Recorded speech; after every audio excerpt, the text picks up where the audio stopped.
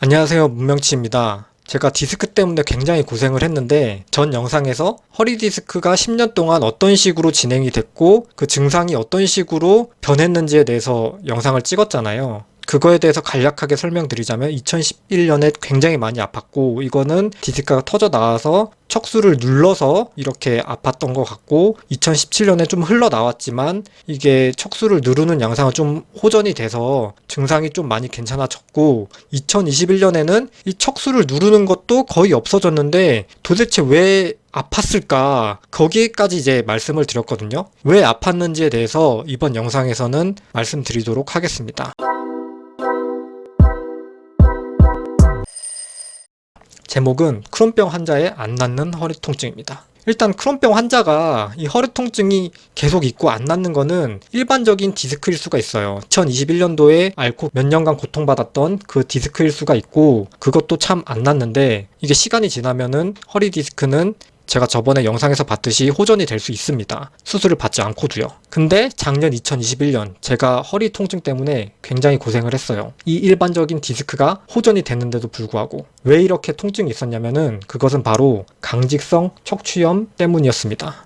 이게 증상에 따라서 강직성 척추염을 의심해 봐야 돼요. 강직성 척추염 같은 경우는 이 크론병 같이 자가 면역 질환이고요. 어떤 증상이 있냐면은 자다가 허리가 아파서 깹니다. 그리고 아침에 좀 허리가 굳는 느낌이 들어요. 그리고 소염제를 투약을 하면은 확실히 좀 호전이 되는 증상이 있어요. 이 자다가 깨는 거랑 아침에 허리 굳는 느낌, 이거는 이 디스크 증상이랑은 상당히 다릅니다. 왜냐면 디스크는 이 자면은 좀 나아요. 그리고 아침에 허리 굳는 느낌도 없어요. 오히려 디스크는 아침에 좀 더 낫고 지내다 보면 안 좋습니다. 근데 강직성 척추염은 반대예요. 아침에 허리가 굳는 느낌인데 활동을 하다 보면은 괜찮아집니다. 이런 좀 특이한 증상이 있을 때는 어떤 거를 검사를 해보셔야 되냐면은 류마티스 내과에서 HLA-B27 유전자 검사를 해보셔야 돼요. 그래서 이 유전자 검사를 했을 때 양성인지 아닌지 검사를 해봐야 됩니다. 저는 양성이 나왔어요. 그래서 엑스레이도 다시 찍어보고 MRI 사진도 다시 이제 판독을 하고 해보니까 강직성 척추염으로 인해서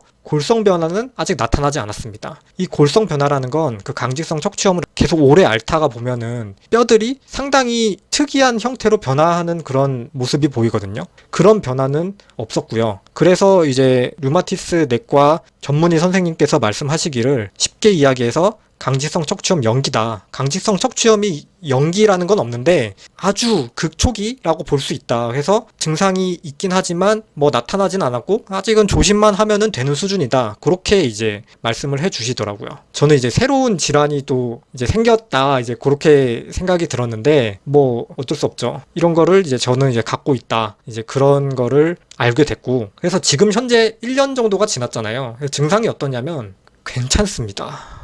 어떻게 괜찮아졌을까요? 좀 생각을 좀 해봤어요. 저 같은 경우는 유전자 HLA-B27이라는 게 있었는데 2021년 이전에는 강직성 척추염의 특이 증상이 나오지 않았어요. 단지 허리 디스크로 인한 그런 통증은 있었는데 이 강직성 척추염의 특이 증상인 막 자다가 깰 정도의 그 허리 굳는 느낌의 통증 그런 거는 없었어요. 그래서 왜 2021년 이전에는 왜 안 아팠지? 그거를 또 생각을 해봤고 그렇다면 2021년 때가 되면은 도대체 왜 아팠을까? 이거에 대해서 생각을 좀 해봤습니다. 이거에 대해서 생각을 해보니까 제가 매주 열심히 하거든요, 수영을. 근데 2020년 이후에는 이 코로나 때문에 수영을 못했어요. 그래서 2020년부터 수영을 못하니까 이게 쌓여서 2021년에 이런 강직성 척추염의 증상이 나타난 것 같다라고 생각을 해서 2022년에 수영을 다시 시작할 수 있는 그 순간 된 후부터 수영을 다시 시작했습니다. 그러니까 이 증상이 바로 없어졌어요. 정말 바로 좋아졌습니다. 그 밤에 자다가 허리가 굳는 것 같은 그런 느낌이 들어서 그 깨는 증상,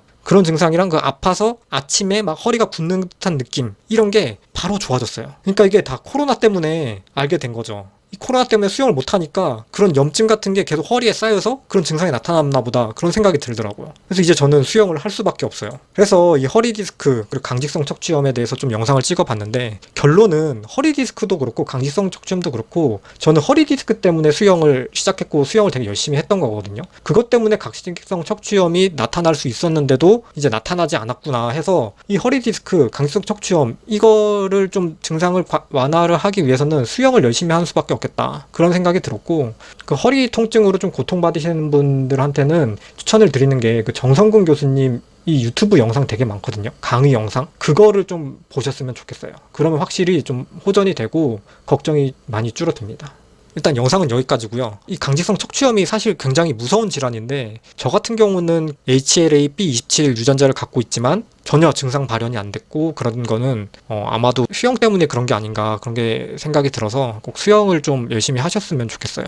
앞으로 이 병이 어떻게 발전이 될지 모르겠는데, 제 생각엔 지금처럼 수영 열심히 하고 스트레칭 열심히 하고 그러면은 큰 문제 없이 살지 않을까 그렇게 생각이 듭니다. 그래서 큰 걱정은 하지 않고 있어요. 네, 지금까지 제 영상 봐주셔서 감사합니다.